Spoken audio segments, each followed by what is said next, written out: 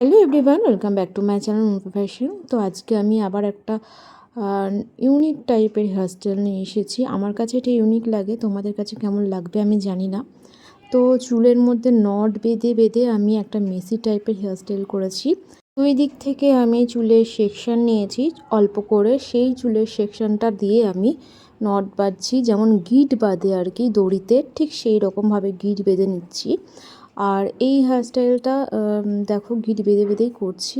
খুব মেসি টাইপের একটা হেয়ারস্টাইল হবে। আমি এখানে দুখানা গিট বেঁধেছি, প্রথমে একটা গিট বেঁধেছি, তারপরে আরেকটা গিট বেঁধেছি।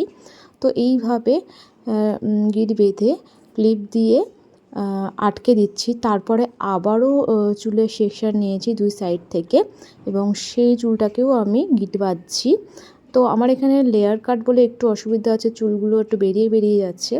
যাদের হয়তো একেবারে সমান কাট হেয়ারস্টাইল, তাদের বেশ ভালোই হবে এই হেয়ারস্টাইলটা।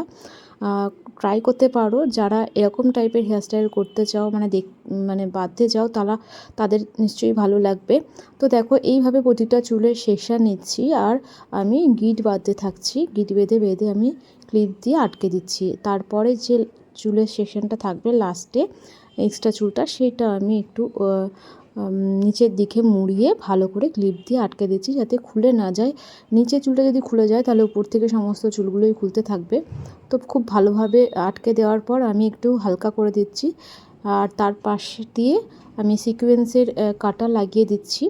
তো দেখো এরকম একটা ফাইনাল লুক এসেছে। তো তোমাদের কেমন লাগলো জানিও, আর যদি ভালো লাগে তাহলে একটা লাইক করে দিও আর শেয়ার করে দিও।